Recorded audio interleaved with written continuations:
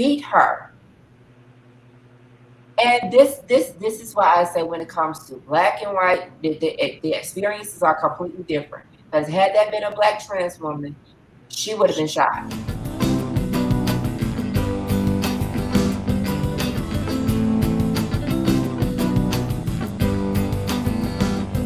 Right here in New Mexico is going viral online. A transgender woman losing her cool when she says an employee at an Albuquerque video game store called her sir instead of ma'am. The video has been viewed more than 1 million times on YouTube over the last 2 weeks. It's getting people talking. Lots of people have made fun of the woman for her outburst. Others say she did the right thing by defending her gender identity. Now, only on 4, she's telling her side of the story. Because literally 5 or 6 times. I was so angry at that point because literally 5 or 6 times he had called me sir and got me so human angry, and I was cussing that. The internet responding to the viral clip with memes like Superma'am, Aquama'am, and Macho Ma'am, Tranny Savage. Tranny is a slang term for transgender that many find offensive and derogatory. What's really sad is it's bringing so many bigots out of the woodwork. But more, a local MC and rapper isn't letting the memes get to her. She's using her newfound viral fame to raise awareness about the transgender community, and she even wrote a song to get her message out there. We're humans just like you. We're people just like you. We have kids, we have parents, we have brothers, sisters, aunts, uncles, cousins. We're just trying to live.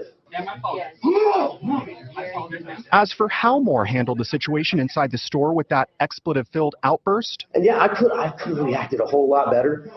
But you know what? I look back at it, if I could, I wouldn't change a single thing. I would do it 100,000 times again. I would kick over that display 100,000 times again because my actions were justified. I mean, it was blatant and malicious hate.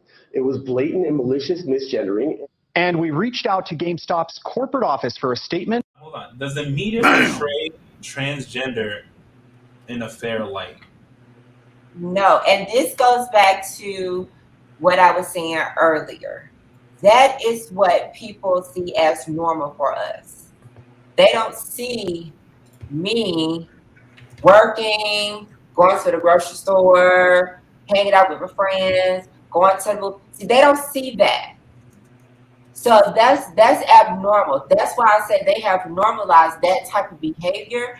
And this is why because let me just say this out here. If that was a black trans woman, and it happened, I believe, somewhere up north somewhere, I don't know where, which one of them Midwestern states, where a group of people literally beat I believe she was like 17 or 18 years old, beat her. And this is why I say when it comes to black and white, the experiences are completely different. Because had that been a black trans woman, she would have been shot. Point blank period. I would bet my last $3 in my account that she would have been shot. Whole $3, you're rich. I mean, a whole $3. What? So behavior like that.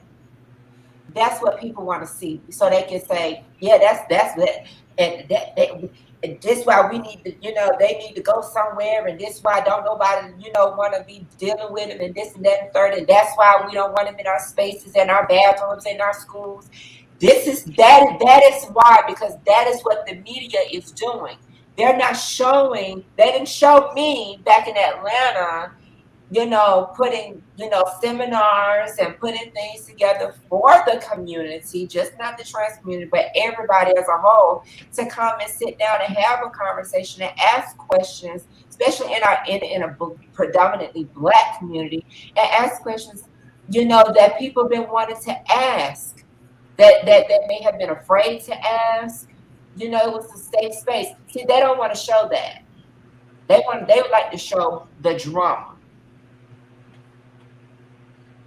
I digress, because I'm gonna get back. I don't know.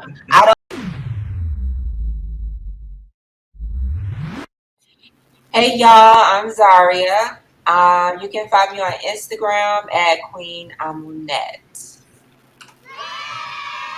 Hey, all right. So I live by this. as a child, you have the right to be who you are. It is the parent's responsibility to raise that child to their best ability. And when it comes to what age should a parent allow their child to identify as what they feel, that's at whatever age that child feels they are identifying as during that time. Now, like with me, I knew at 4, it didn't change, it didn't go nowhere, it stayed the same. I didn't really tell my parents until I was about